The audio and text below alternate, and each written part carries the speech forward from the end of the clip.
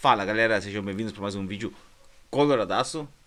Estamos aqui com o nosso amigo Thiago Pires e vamos falar sobre os campeonatos brasileiros do Internacional. Mas antes, peço que tu te inscreva no canal, compartilhe esta live, dê like e nunca te esqueça que esse vídeo é patrocinado pela Fretes Viamão. O telefone dos caras está aqui embaixo, eles fazem mudanças por todo o Brasil.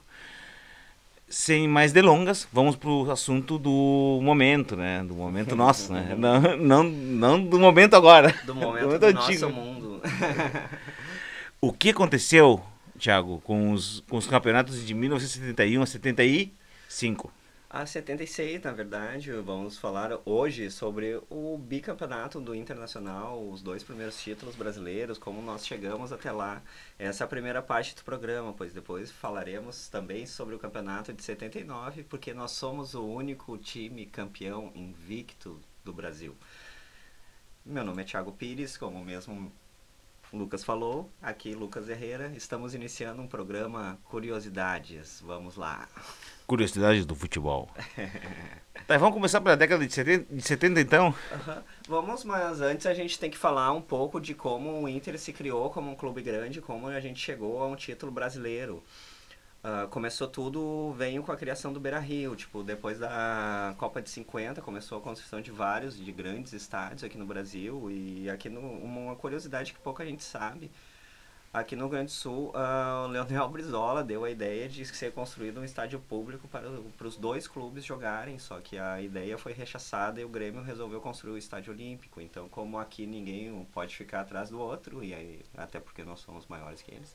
Exatamente. Então nós construímos o nosso estádio, que foi construído nas margens do Rio Guaíba, na verdade na época dentro do Rio Guaíba, né? Ali onde é o Beira-Rio hoje era o Rio Lago Guaíba, ou Lago Guaíba, ou como queiram falar. E ali foi construído o estádio Beira-Rio. O estádio levou 10 anos para ser construído, ele foi construído com a ajuda dos torcedores, inclusive algo que eu vou falar aqui que me dá muito orgulho, até mesmo meu avô contribuiu, Pedro Pires, contribuiu com tijolos para a construção do Beira-Rio.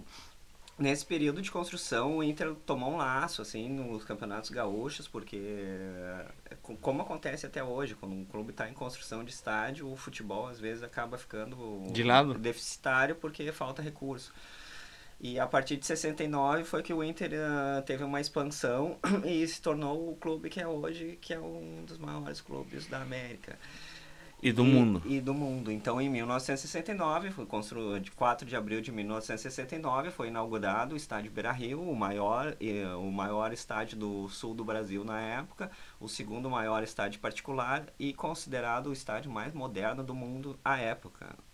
Acreditem se quiser, podem acreditar, podem não acreditar, mas isso é um fato, então contra fatos não há argumentos. Qualquer coisa tu dá um Google. É isso, o Beira-Rio foi, à época, um estádio mais moderno do mundo, e aí começou um crescimento do Inter no cenário nacional.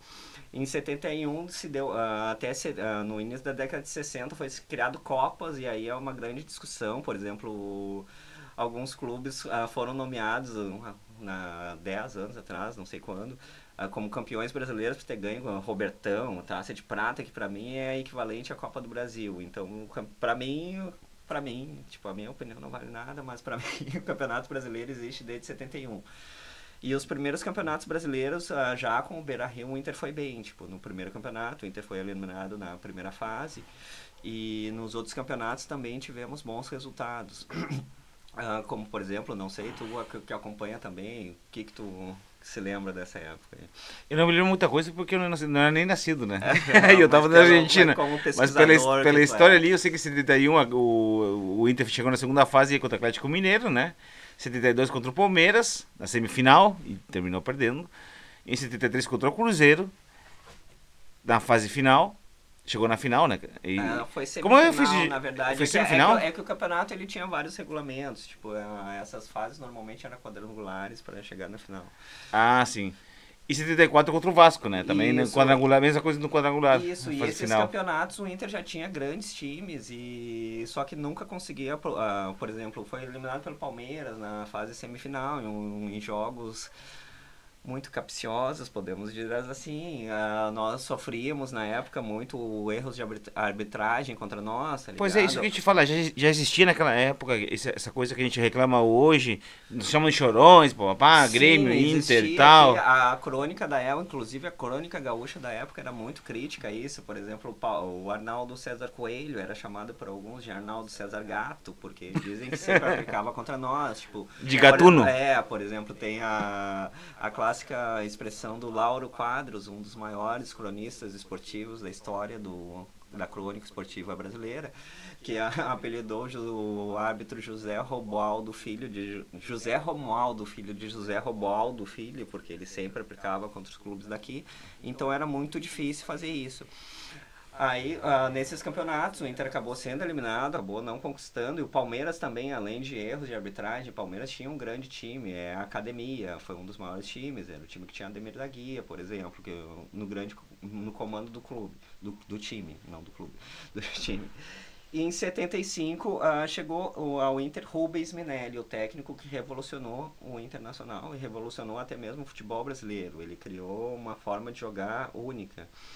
E o Inter, então, conseguiu, com algumas contratações também de alguns jogadores, não de renome de seleção, mas de um renome nacional, até porque a época a seleção, para chegar na seleção brasileira não era não era qualquer fácil. não era qualquer Richarlison que chegava na seleção brasileira, apesar de ser um bom jogador, mas não jogaria na seleção, né? Não é qualquer Jefferson. Então o Inter formou um grande time e o campeonato de 75 foi o nosso primeiro campeonato. O Inter entrou no campeonato já com um grande time, já como um dos postulantes ao título pelos campeonatos anteriores, e Rubens Minelli ele foi um revolucionário. Ele trouxe táticas e métodos de treinamento inspirados em Mitchell Richel da Holanda, da Copa de 74. Johan Cruyff e tudo mais. E o Inter tinha jogadores muito promissores, por exemplo, Roberto Falcão, Paulo César Capejani eram pratas da casa, tá ligado? Falcão era um guri. E aí comandava todo o time. Tipo, tinha Figueroa. Figueroa veio em 74 após ser eleito, estar na seleção da Copa de 74. Ele foi eleito um dos melhores jogadores do mundo em 74. O Figueroa veio, foi contratado. E ali o Inter formou um time. E esse campeonato, nós, nas primeiras fases, perdemos apenas 3 jogos. Foi Mas era muito time, né? eram bastante times. Acho que 48, se não me engano. A gente jogou um grupo que tinha bastante times. Chegamos na semifinal. Nas fases finais, perdemos só 3 jogos. E chegamos até a semifinal, que foi um marco maior na história do Inter até o momento, que foi o jogo contra o Fluminense do Maracanã, o Fluminense do Rivelino, tá ligado? Sim, só. E esse jogo tem uma curiosidade que a gente pode fazer, que é uma comparação de épocas e de comunicação. Por exemplo, eu vi um comentário do Rivelino sobre esse jogo e no programa Cartão Verde que ele participa. E ele falou que quando ele foi enfrentar o Inter nesse jogo, eles não conheciam o time do Inter ainda, tá ligado? Porque não existia uma possibilidade de acompanhar um outro clube, não existia como gravar imagens de outro clube. E também para te mandar uma pessoa viajar para assistir também, era muito complicado na época, transporte né? e comunicação era e muito... caríssimo também. Era muito precário, né, digamos assim. Arcaico em relação a hoje, tá? Então não se conhecia. Isso por um lado é bom, né? Por um lado é bom porque... Pro futebol ele era interessante porque, por exemplo, nesse fato, os dois times foram jogar e um time não conhecia o outro de fato. Então cada time jogava impondo a sua maneira de jogar.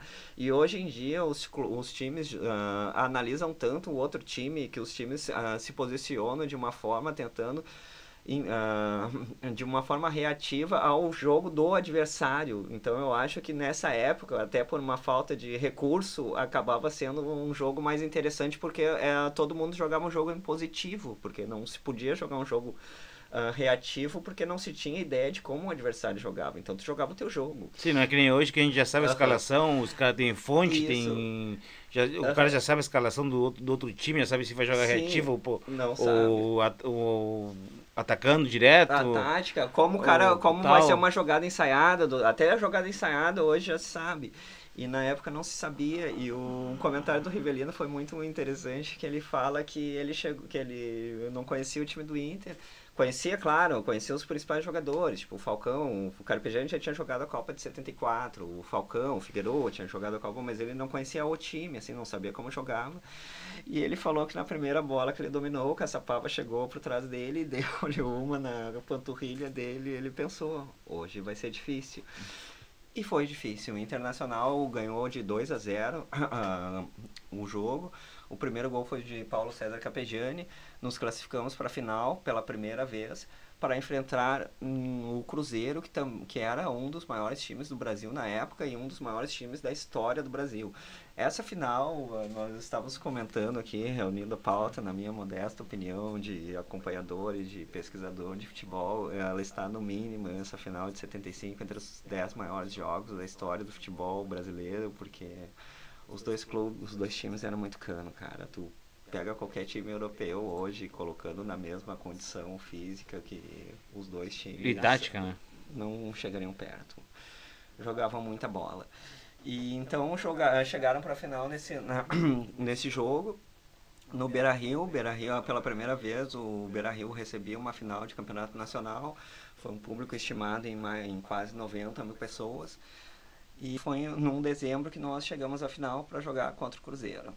A escalação do Inter na época foi Manga, Cláudio Roberto Pires Duarte, Dom Elias Figueroa, Mauro Pastor Vacaria, Caçapava, Paulo César Carpegiani, Paulo Roberto Falcão, Valdomiro Vaz Franco, Flávio Minuano e Lula.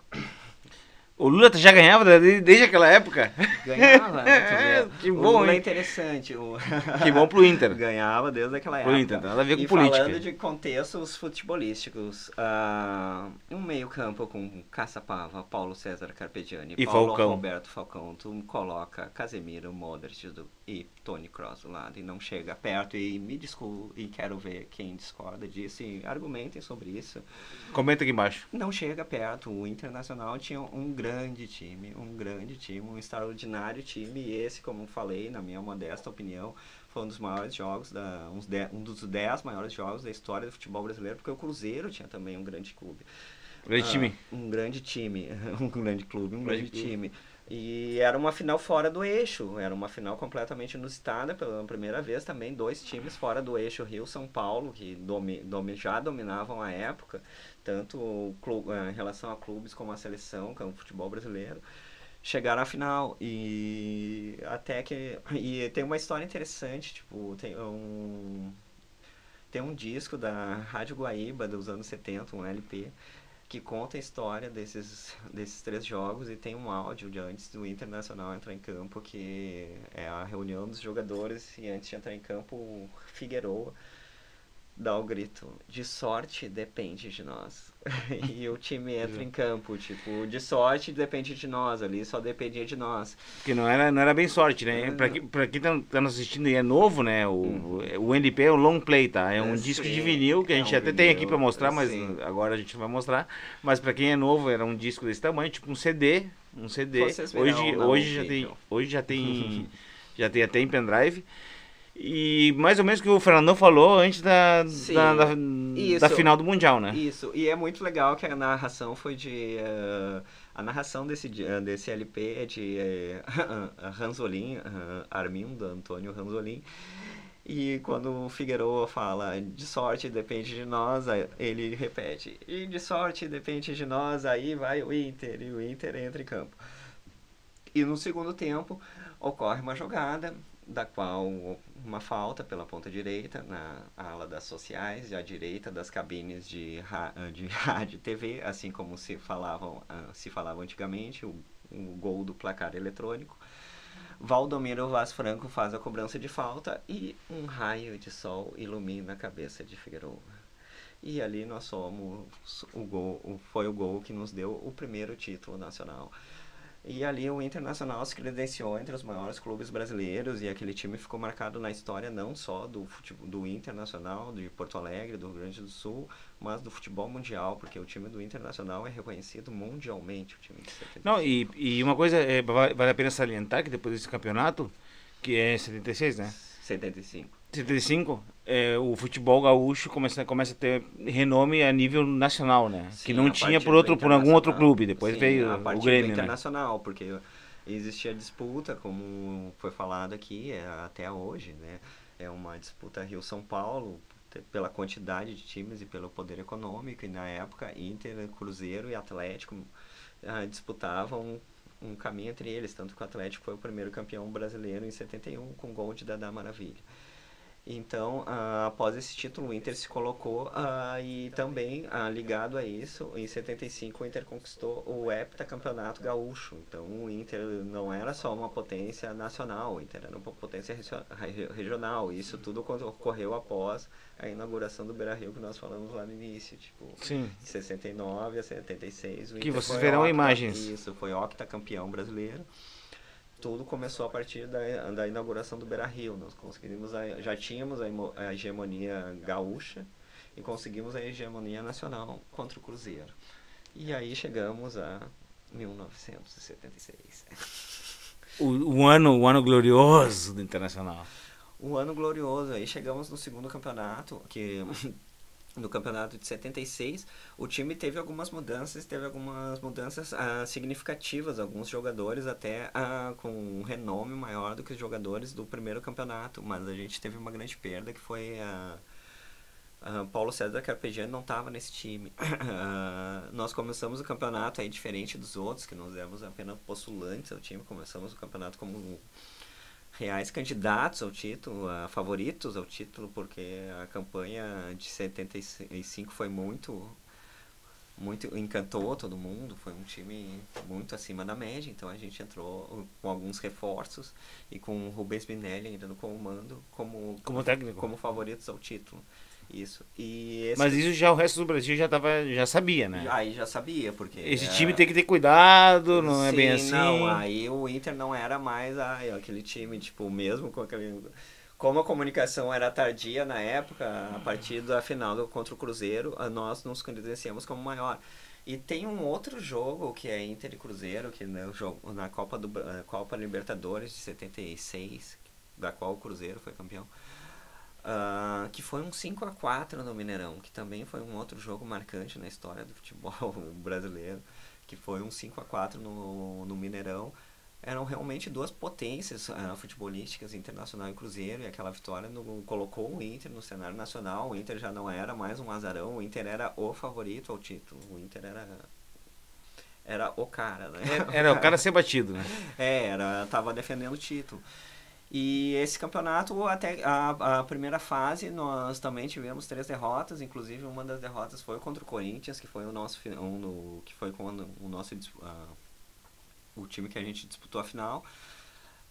Mas só que os dois grandes times do campeonato eram Inter e Atlético. E a final, e nós acabamos encontrando eles na semifinal, que acabou sendo meio que uma final antecipada. Foi uma semifinal, foi a Inter e Atlético no Beira-Rio, e a outra semifinal foi a Fluminense e Corinthians no Maracanã, que tem uma história muito interessante. Foi essa partida, ela tem um acontecimento que é chamado a invasão corintiana. Foram 70 mil torcedores corintianos ao Maracanã para assistir a semifinal contra o Fluminense. Até porque o Corinthians, na época, fazia 20 anos que não conquistava um título, sequer no Campeonato Paulista. Então a torcida estava sedenta por um título e aquela era a oportunidade. Então eles teve a invasão corintiana em uma semifinal, e a outra semifinal, que era considerada, vamos dizer assim, a final antecipada, foi Inter e Atlético, que eram os maiores jogos.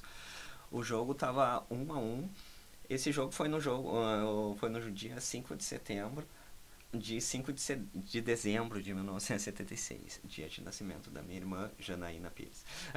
Um abraço para ela, está nos acompanhando provavelmente. E esse jogo, o fato principal desse jogo, além da classificação do Internacional para a segunda final da história de Campeonato Brasileiro, é que ali ocorreu o gol mais bonito da história do nosso estádio, e falando de gols feitos de forma coletiva, não gols individuais, de habilidade, mas gols de coletivos, gols de uma jogada coletiva, poucos gols. Participação inteira do time. Aquele é um dos gols mais bonitos da história e eu estou sendo superlativo porque o Internacional nos proporciona superlatividade, porque realmente foi um gol sensacional, que foi o gol de Paulo Roberto Falcão. No final do segundo tempo, o jogo estava 1-1 e foi uma troca de cabeças. um passe de cabeça, vocês vão ver aí algumas imagens desse gol. Foi uma troca de cabeças entre Escurinho, Dario, Jajá e Falcão, até chegar ao Falcão. E uma curiosidade é que esse gol eu vi tantas vezes que eu já reparei que o goleiro era o goleiro Ortiz, o goleiro do Atlético, era um goleiro cheio da balaca, cabeludinho, jogava com uma fita meio You're Born, coisa e tal.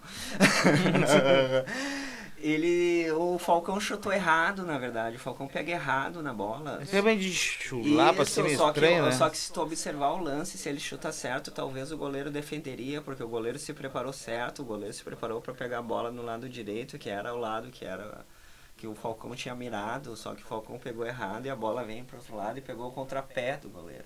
Então isso dá um sabor mais legal pro gol, porque foi um chute errado que deixou o gol mais bonito ainda, porque pegou o contrapé do goleiro. Então, após esse jogo, fomos jogar contra o Corinthians da final. Corinthians, que já era o Corinthians, já era o clube de São Paulo, o clube mais popular. O Corinthians tem uma história interessante que durante esses 20 anos que ele ficou sem título, ele conseguiu simplesmente se tornar a maior torcida de São Paulo. Ele não era o maior time de São Paulo, ele se tornou o clube mais popular de São Paulo durante o período que ele não ganhou títulos. Que loucura, né? Ele é o único clube que conseguiu esse... Já cantavam Salve o Corinthians. Então o Timão chegou lá, e outro fato que pouca gente sabe é que Timão não é de timão, de timaço, de time bom, mas sim de timão, de timoneiro, de barco, de né? Navio. O Timão é o condutor. Então o Timão chegou na final, e como havia ocorrido a invasão corintiana no Maracanã, que à época cabia 150 mil pessoas, eles criaram uma confusão no jogo do Beira-Rio, que à época cabia 90 mil, 95 mil pessoas, que eles queriam jogar num estádio maior, eles queriam jogar no Morumbi, que também cabia 130 mil pessoas na época, então eles colocaram o Beira-Rio como um estádio pequeno para a final. Na verdade eles porque queriam ganhar um título e queriam levar a final para São Paulo. Então inventaram esse pretexto, mas politicamente, por incrível que pareça, o Inter conseguiu ganhar, porque tinha o direito de jogar no Beira-Rio, e o jogo foi no Beira-Rio. Mas esse jogo, como eu falei, a final antecipada praticamente era Inter e Atlético, e a final Inter e Corinthians foi praticamente um acordo, porque o Inter tinha muito mais time que o Atlético. Que o Atlético não, que o Corinthians. Qualquer um que entrasse contra o Inter na final, o Inter seria favorito.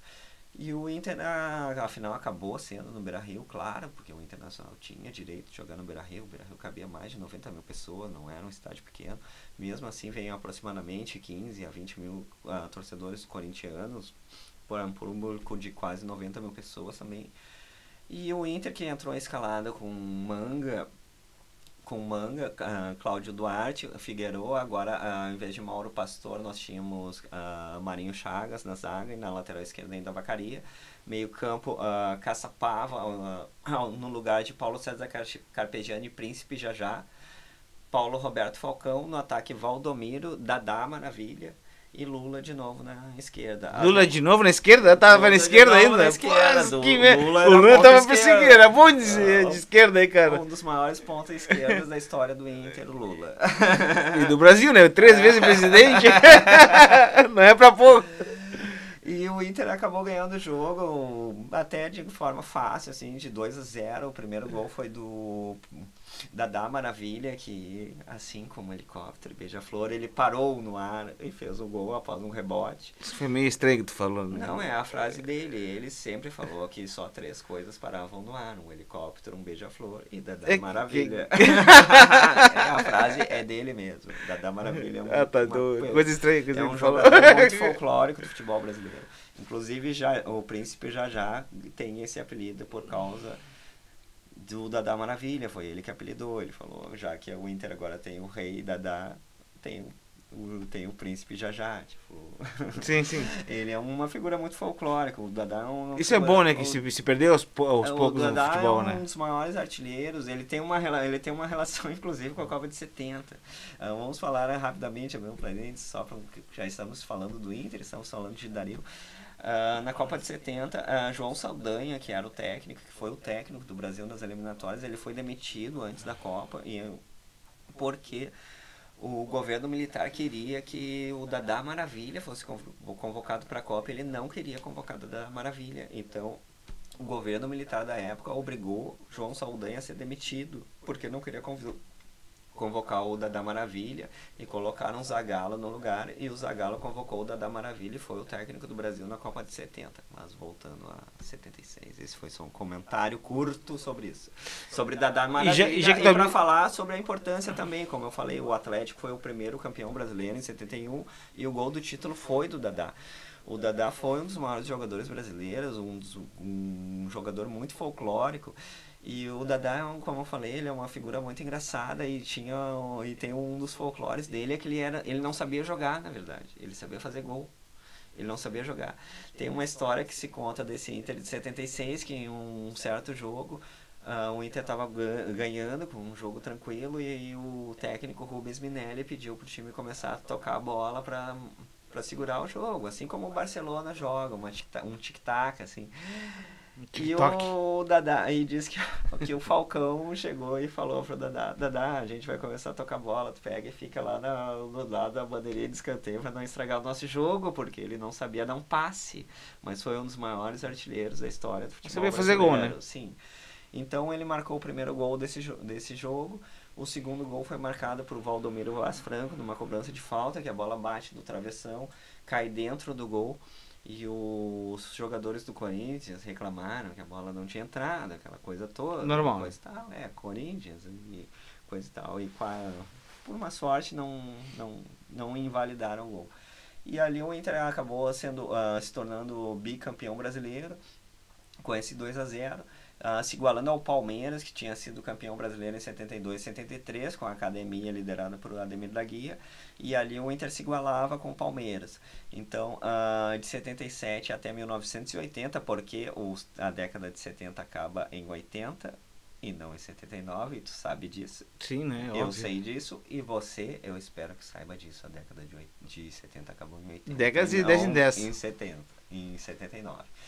Então, de 77 a 79, começou uma disputa entre Internacional e Palmeiras para ver quem seria o maior clube da década. A Academia Palestrina ou a Academia do Povo, que era o time do Internacional, que foi que o Palmeiras, na verdade, apesar de ser campeão, apesar de ser um timaço, ele jogava mais um futebol brasileiro tradicional, que era o futebol de toque de bola, coisa e tal, e o Inter veio uma forma mais revolucionária. O Inter jogava um jogo mais agressivo.